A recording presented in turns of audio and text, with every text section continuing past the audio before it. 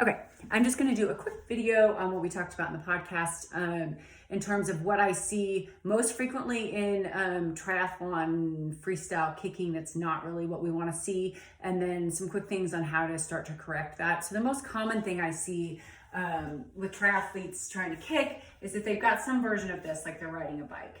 And what you see with this is that the hip and the knee are bent way too much.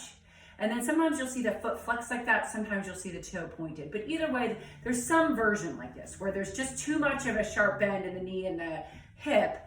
And then you also see it's all happening in this front plane here. There's nothing that's happening back here. So the two things that we need to correct with that are, one, like actually the way the leg is moving and the position of the leg. And then also get it out of just this front part of the plane of movement and get it back here where we can load it. So there's two different things. So the first thing that I'll do with them, and remember, so if you come in and you've been doing a freestyle kick that isn't great, you have to do two things. You're unlearning the old way and you're learning the new way. It's different than if you've never swam freestyle and you're just learning the new way, because you've got to contend with your brain that's trying to keep doing the old way.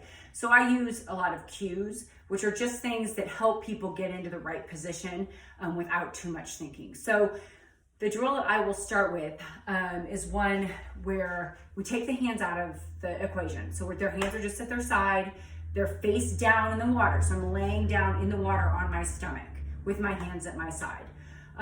If you have a snorkel for this drill, that can be helpful. If you don't have a snorkel, I recommend going slow and doing this little bits at a time and just coming up and breathing until you're ready to go. Because being out of breath and being worried about trying to get oxygen is not going to give you the brain space to think about doing other things. So you need to go slow.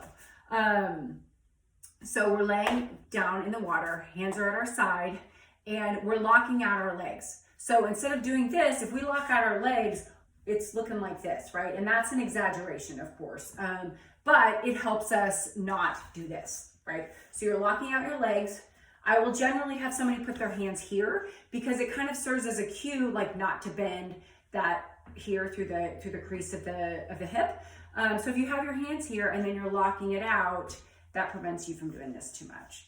So you're just simply locking out those legs and trying to move. Now the movement, once we've gotten that leg in the right position, toes are pointed while we're doing this, if you're able to do that, is to imagine that you've got a string attached to the middle of the hamstring here and that you're pulling that string back.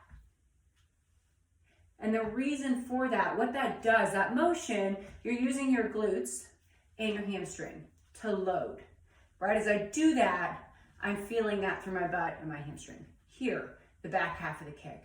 And so what I will have them do is simply lay face down in the water, hands are at their side, and they're just working on that motion. That's where their focus is. Because your leg will naturally come back down, you've pretty much got this wired in. And so by thinking about this, that leg naturally comes back down. You don't have to do a lot of thought to bring it back down there. So just simply starting, locking out your legs, toes pointed, loading, pull back, loading, pull back. And that, you can also do that on the ground. You can lay down on the ground and work on just that motion flat on your stomach on the ground to connect the brain. So the kick, if you watch like a soccer player go back, they will, or kick a ball, they're gonna load and then they're gonna kick through, right? And so what you see there is that they're loading from here. This is where the power comes from. And as they come through, that knee bend is like a reaction to what's going on here. It's like a whip. And that's what the kick is. That's what the freestyle kick is. It's not all in the front with all that knee bend. Just some places to start. Yeah. So let us know if you have questions. Bye.